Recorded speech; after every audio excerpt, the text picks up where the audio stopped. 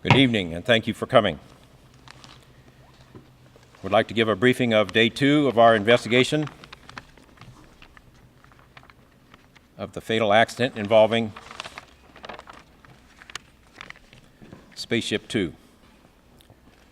Today, the investigators did extensive work on scene.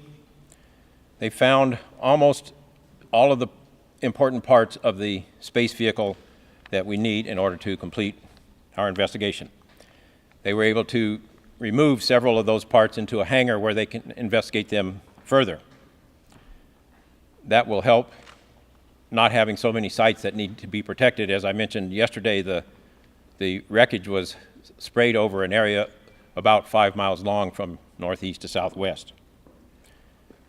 Among other things, they found the fuel tanks, the oxidizer tanks, and the engine, and all were intact, showed no signs of burn through, no signs of being breached,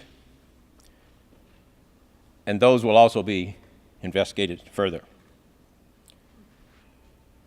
We also conducted a number of interviews today, but as I mentioned yesterday, we have several more interviews to go. As I mentioned yesterday, we are not divulging the results of those interviews until we are finished because we don't want subsequent interviews to be affected by previous interviews. I also mentioned yesterday that we had an unusual amount of data regarding this accident because it was a test flight. So because it was a test flight, we had telemetry, we had video from within the spaceship, from without the spaceship, from the ground, from several sources. We have a number of eyewitnesses, so we have quite a bit of data that we wouldn't normally have in an operational accident. We had several sources of data that were electronic data on the ship that are non-volatile, which means once they lose power, they don't lose their data. And we have quite a few experts who are good at taking even damaged data chips. We're taking several of them back to our lab because several were damaged, taking those back to our lab to read them out to get the information off of them. One of the things we found today was we found based on video data and telemetry, and I would like to explain that to you, but before I do that, I would like to emphasize that what I'm about to say is a statement of fact and not a statement of cause. We are a long way from finding cause. We still have months and months of investigation to do, a lot that we don't know. We have extensive data sources to go through. So I want to emphasize that what I'm about to say is not a statement of cause, but is instead a statement of fact. In order to explain what I'm about to say, I want to explain the concept of feathering. This is the space vehicle in normal flight, and these two tail booms that extend back are referred to as feathers. After the space vehicle is launched and goes up to the apogee, then when it starts to return to the atmosphere,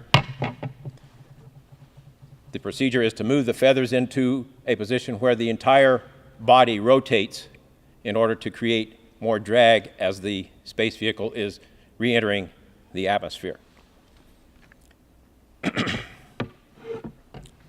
So I'm going to talk about some information we discovered about the feathering function. The spaceship was released normally, and after it was released, shortly after it was released, the rocket engine ignited. About 9 seconds after the engine ignited, the telemetry data showed us that the feather parameters changed from lock to unlock. Now, in order for feathering this action to be commanded by the pilots, 2 actions must occur. One is the lock-unlock handle must be moved from lock to unlock, and number 2 is the feathering handle must be moved to the feather position. Approximately 2 seconds after the feathering parameters indicated that the lock-unlock lever was moved from lock to unlock, the feathers moved toward the extended position, the deployed position, even though the feather handle itself had not been moved. And this occurred at a speed just above approximately Mach 1.0.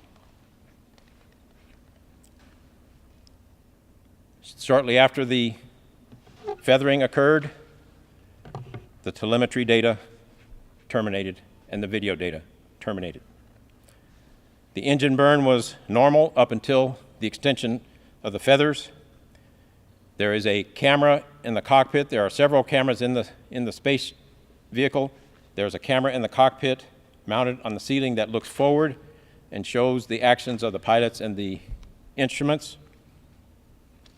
And review of that camera is consistent with the telemetry data and shows that the feather lock-unlock lever was moved by the co-pilot from the lock position to the unlock position. Normal launch procedures are that after the release, the ignition of the rocket and acceleration, that the feathering devices are not to be moved. The lock-unlock lever is not to be moved into the unlock position until the acceleration up to Mach 1.4. Instead, as I indicated, that occurred approximately Mach 1.0. So again, I want to emphasize that we have not determined the cause. I am not stating that this is the cause of this mishap. We have months and months of investigation to determine what the cause was. We'll be looking at training issues. We'll be looking at, was there pressure to continue testing? We'll be looking at safety culture. We'll be looking at the design, the procedure. We've got many, many issues to look into much more extensively before we can determine the cause. So I emphasize once again, what I just told you was not a statement of cause, but rather a statement of fact. There's much more that we don't know,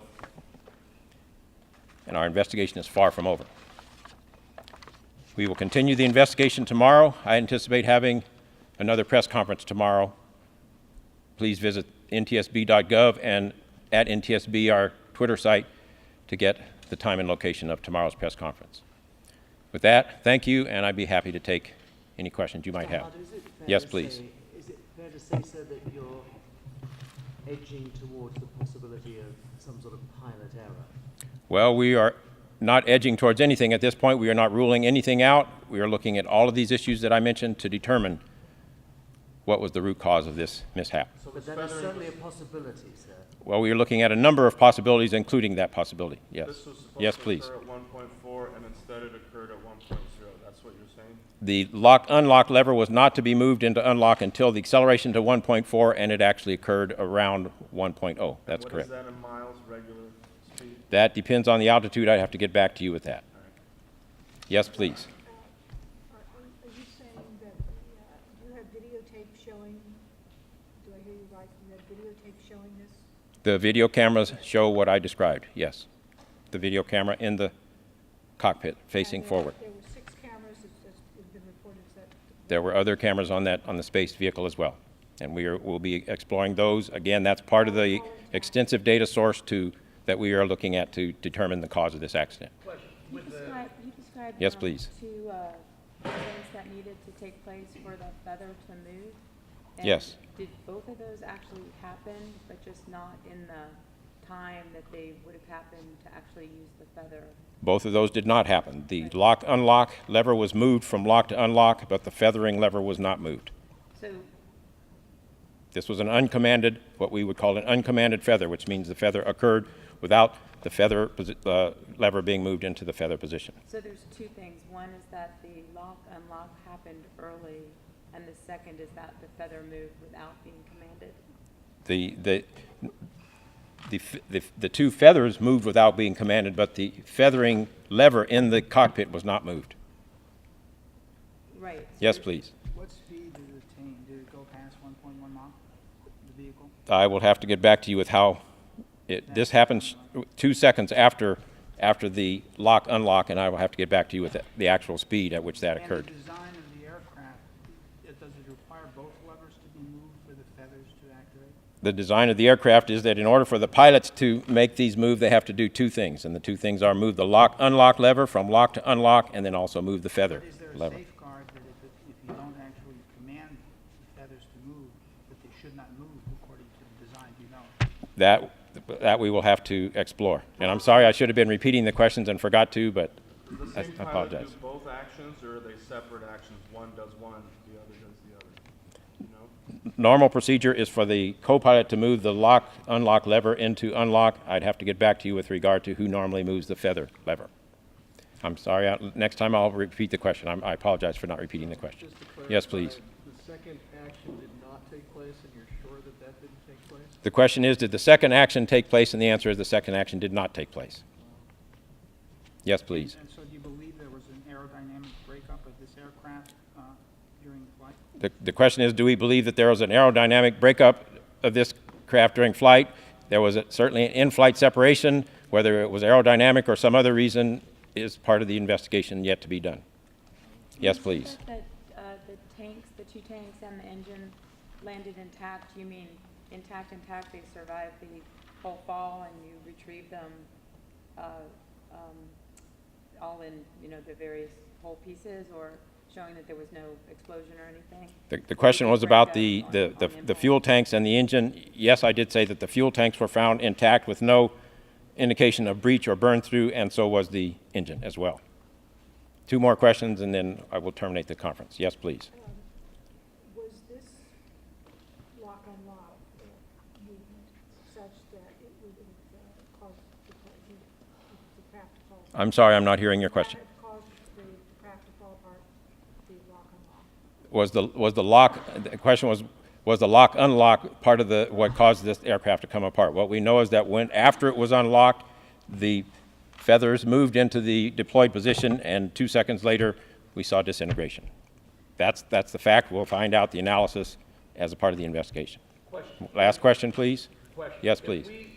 If you were to recreate it, please excuse what I'm saying here. We take another aircraft. The co-pilot does what he did. What would normally happen? The question is what would normally happen in another aircraft. These aircraft are built one at a time. I couldn't tell you what might happen in another aircraft. These are very unique machines. Thank you very much for the press conference. We'll see you again tomorrow night.